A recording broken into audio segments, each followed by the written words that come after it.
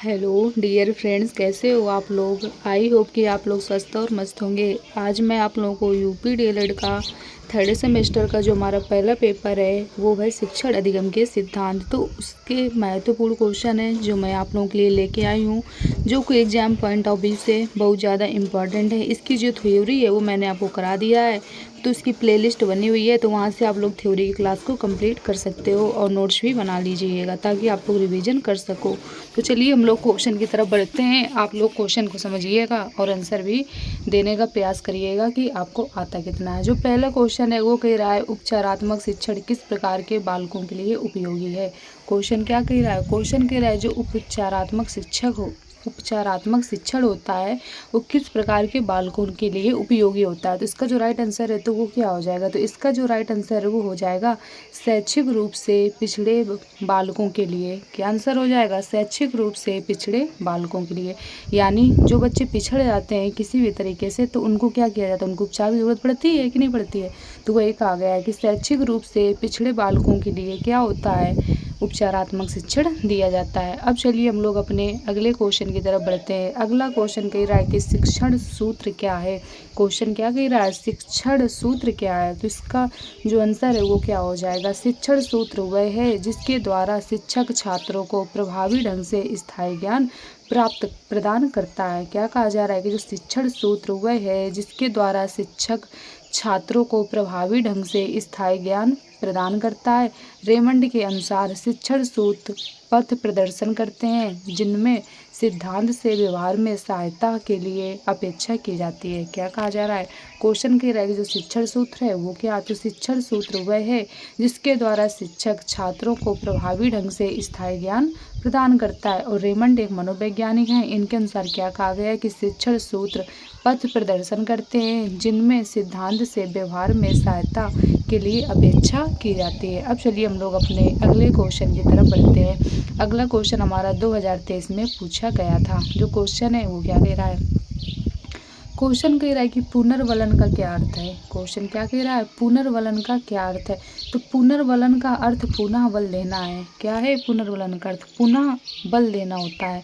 पुनर्वलन के द्वारा छात्रों को अच्छा करने के लिए प्रोत्साहित किया जाता है और पुनर्वलन से बच्चों को मानसिक रूप से प्रोत्साहित किया जाता है और पुनर्वलन शिक्षण अधिगम प्रक्रिया को क्या करता है? प्रभावी भी बनाता है। अब चलिए हम लोग अपने अगले क्वेश्चन की तरफ बढ़ते हैं। अगला क्वेश्चन कह रहा है कि एक तरफा यानी वन वे संप्रेषण क्या होता है। क्या? एक तरफा या वन वे संप्रेषण क्या होता है। तो एक तरफा संप्रेषण में एक व्यक्ति अपने विचारों को दूसरे व्यक्ति तक पहुंचा देता है। यह प्रभावशाली संप्रेषण नहीं है। क्या कहा जा रहा है? कहा जा रहा है कि ये प्रभावशाली नहीं है क्योंकि एक तो क्या करता है, अपनी बात को पहुंचा देता है, लेकिन दूसरे उसको क्या करता है, समझ पाता है क्या? मतलब कि नहीं, मतलब कि पहुंचा देगा लेकिन मतलब फेस टू फेस नहीं होगा कि तुरंत करो, मतलब क्वेश्चन पूछो तुरंत आंसर मिल जाए, ऐसा नहीं होता इसमें। तो वही कहा गया कि एक तरफा संप्रेषण में एक व्यक्ति अपने विचारों को दूसरे व्यक्ति तक पहुंचा देता है, यह प्रभावशाली संप्रेषण नहीं है। यानी प्रेषक सूचना या संदेश भेजता है और जो ग्रहण करेगा उसको क्या बोला जाएगा? ग्राही बोला जाएगा। इसके बाद जो अगला क्वेश्चन है वो क्या कह रहा है? अगला क्वेश्चन कह रहा है कि प्रभावी संप्रेषण किसे कहते हैं। क्वेश्चन क्या कह रहा है? प्रभावी संप्रेषण किसे कहते हैं। प्रभावी संप्रेषण में एक व्यक्ति अपने विचारों को दूसरे व्यक्ति तक पहुंचाता है और दूसरा व्यक्ति उसे समझ लेता है तथा उसी के अनुसार उसका क्या देता है? जवाब देता है। ये संप्रेषण दो तरफा यानी टू वे होता है। यानी एक हो जाएगा प्रेषक सूचना भेजेगा तो ये सूचना भेजेगी तो इसको ग्राही ने क्या किया? सुना। इसका फिर ग्राही ने क्या किया? जवाब भी दे दिया कि मतलब उससे जो पूछा गया था उसका। तो ये क्या है? ये मतलब अच्छा होता है। ठीक, कौन सा? प्रभावी संप्रेषण। अब चलिए हम लोग अपने अगले क्वेश्चन की तरफ बढ़ते हैं। अगला क्वेश्चन कह रहा है कि अपूर्ण संप्रेषण एक प्रभावी संप्रेषण में अंतर बताइए। क्या कह रहा है? अपूर्ण संप्रेषण एवं प्रभावी संप्रेषण में अंतर बताइए। तो अपूर्ण संप्रेषण एक तरफा होता है जबकि प्रभावी संप्रेषण क्या होता है? दो तरफा होता है। इसमें दोनों पक्ष क्या होते हैं? सक्रिय होते हैं क्योंकि एक क्या करेगा? क्वेश्चन मतलब भेजेगा और दूसरा क्या करेगा? उसको सुनेगा और उसका आंसर देगा। तो ये ज़्यादा अच्छा माना जाएगा। ठीक, अब चलिए हम लोग अपने अगले क्वेश्चन की तरफ बढ़ते हैं। अगला क्वेश्चन जो हमारा अगला क्वेश्चन है वो कह रहा है संप्रेषण संबंधी बाधाएं कौन कौन सी हैं। क्वेश्चन क्या कह रहा है? संप्रेषण संबंधी बाधाएं कौन कौन सी हैं। तो संप्रेषण संबंधी बाधाएं निम्नलिखित हैं। कौन कौन सी हैं? शिक्षक का उच्चारण स्पष्ट न होना, बच्चों में रुचि का न होना, और जो तीसरा है वो कह रहा है शिक्षक का हाव भाव स्पष्ट न देना। ये क्या है? ये संप्रेषण की बाधाएं होती हैं। क्या है? शिक्षक का उच्चारण स्पष्ट न होना। जब शिक्षक सही से नहीं बताएंगे तो बच्चे क्या करेंगे? सही से समझ भी नहीं पाएंगे।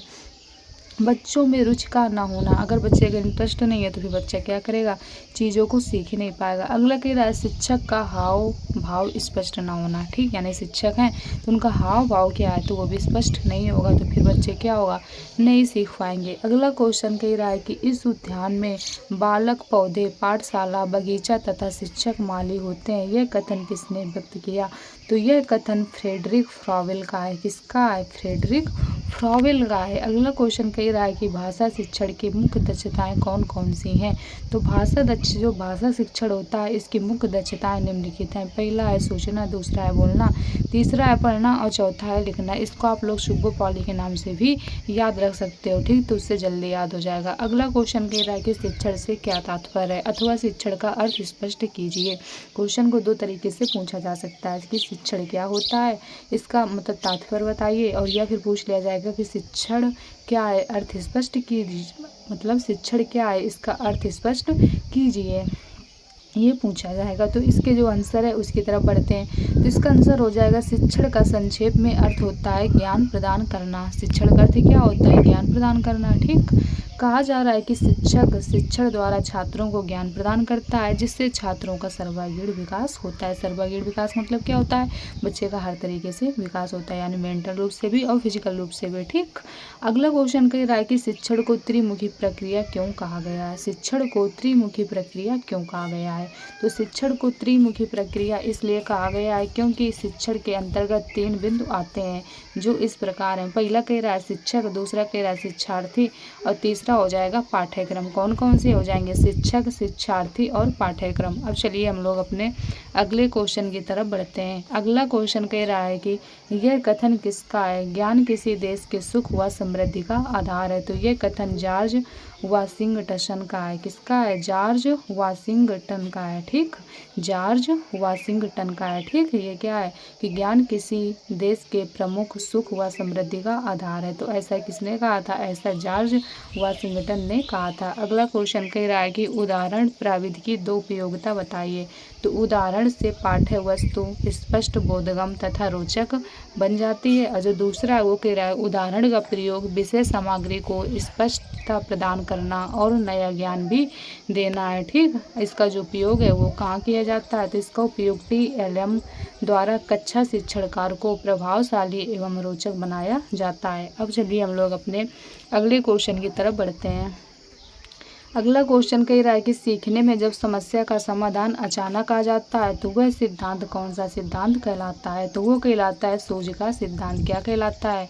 सूझ का सिद्धांत। अब चलिए हम लोग अपने अगले क्वेश्चन की तरफ बढ़ते हैं। अगला क्वेश्चन कह रहा है कि PTA तथा MTA का पूरा नाम बताइए। तो पहले जानते हैं PTA के बारे में। तो इसको कहते हैं पेरेंट टीचर एसोसिएशन, यानी अभिभावक अध्यापक संघ। दूसरा आता है MTA, ये होता है मदर टीचर एसोसिएशन, यानी मात्र अध्यापक संघ। इसमें होता है मतलब अभिभावक यानी पिता जाएंगे और इसमें क्या होता है? माता जाती हैं। ठीक, इसको बोला जाता है MTA, और जो पिता वाला होता है उसको बोला जाता है PTA। ठीक, अब चलिए हम लोग अपने अगले क्वेश्चन की तरफ बढ़ते हैं। अगला क्वेश्चन कह रहा है कि TLM के लिए कितनी धनराशि देय होती है? क्वेश्चन क्या कह रहा है कि TLM के लिए कितनी धनराशि देय होती है, यानी TLM के लिए कितनी धनराशि देना होता है? तो TLM के लिए 500 रुपये की धनराशि देनी होती है। कितनी देनी होती है? 500 रुपये की। अगला क्वेश्चन कह रहा है कि BRC का पूरा नाम बताइए।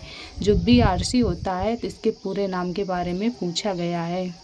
तो इसका जो राइट आंसर है वो हो जाएगा खंड संसाधन केंद्र। क्या हो जाएगा? खंड संसाधन केंद्र, यानी ब्लॉक रिसोर्स सेंटर।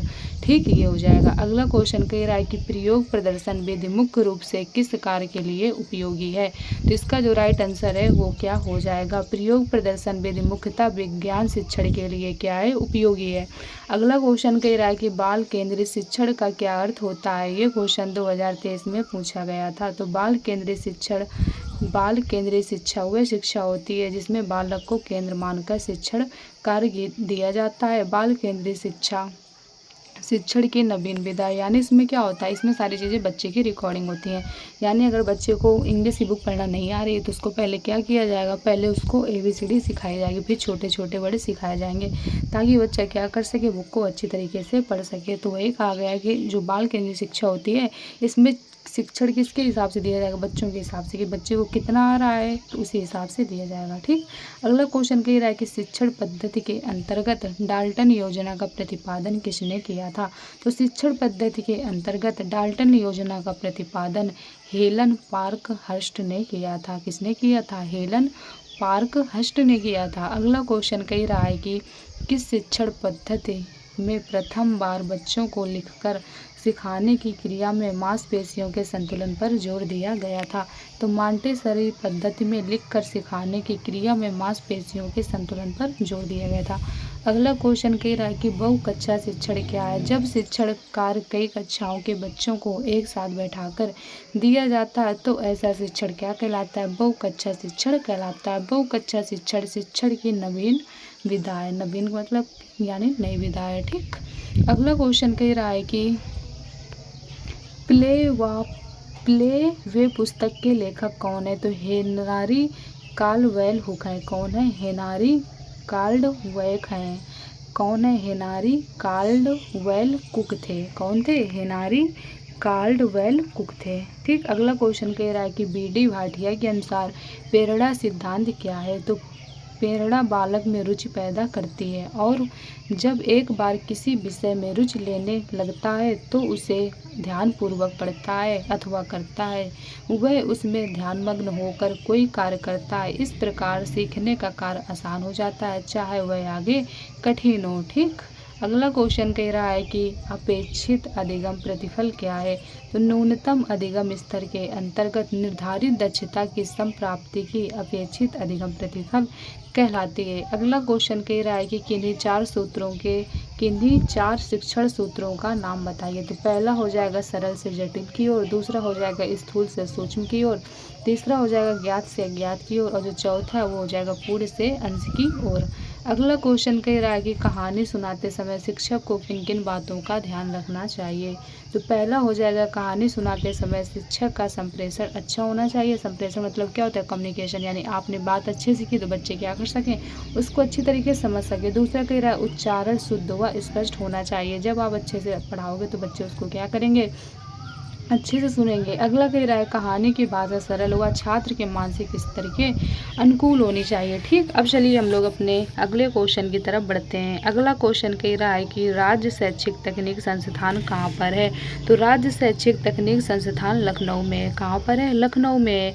अगला क्वेश्चन कह रहा है कि राज्य परियोजना कार्यालय कहाँ पर है। तो राज्य परियोजना कार्यालय लखनऊ में है। सीमैट क्या है, सीमैट प्रयागराज यानी पूर्व नाम इलाहाबाद में स्थित है। अब चलिए हम लोग अपने अगले क्वेश्चन की तरफ बढ़ते हैं। अगला क्वेश्चन कह रहा है कि उच्च अध्ययन शिक्षा संस्थान कहाँ पर है। तो उच्च अध्ययन शिक्षा संस्थान प्रयागराज यानी पूर्व नाम इलाहाबाद में है। अगला क्वेश्चन कह रहा है कि SCERT का पूरा नाम क्या है। तो SCERT का पूरा नाम राज्य शैक्षिक अनुसंधान और प्रशिक्षण परिषद है। अगला क्वेश्चन कह रहा है कि NCERT का पूरा नाम बताइए। तो NCERT का पूरा नाम है राष्ट्रीय शैक्षिक अनुसंधान और प्रशिक्षण परिषद है। अब चलिए हम लोग अपने अगले क्वेश्चन की तरफ बढ़ते हैं। अगला क्वेश्चन कह रहा है कि राज्य शैक्षिक अनुसंधान और प्रशिक्षण परिषद का गठन किस वर्ष हुआ था। तो राज्य शैक्षिक अनुसंधान और प्रशिक्षण परिषद का जो गठन है वो 1981 में हुआ था। अगला क्वेश्चन कह रहा है कि सूक्ष्म शिक्षण के 4 चरण यानी स्टेप्स के नाम बताइए। तो इसमें पहला हो जाएगा सूक्ष्म शिक्षण में मुख्यतः 6 चरण होते हैं जिनके नाम इस प्रकार है। इन्होंने मतलब कहा है कि जो सूक्ष्म शिक्षण होते हैं उनके चरण के नाम बताने हैं। तो इसमें कितने होते हैं, 6 होते हैं। कौन कौन से होते हैं, पहला होता है योजना, दूसरा होता है पाठन, तीसरा होता है पुनः भरण, चौथा होता है पुनर्शिक्षण, जो 5वां होता है वो होता है पुनर्योजना और जो 6वां होता है वो होता है पुनर्भरण बैक।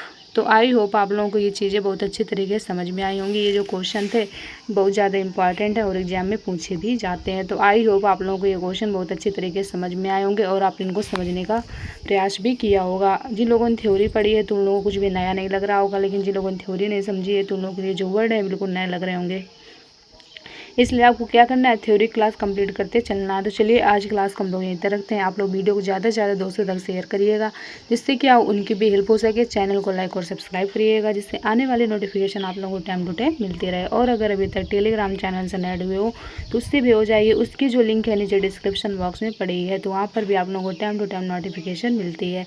तो चलिए आज की क्लास को हम लोग यहीं तक रखते हैं। Okay, thank you.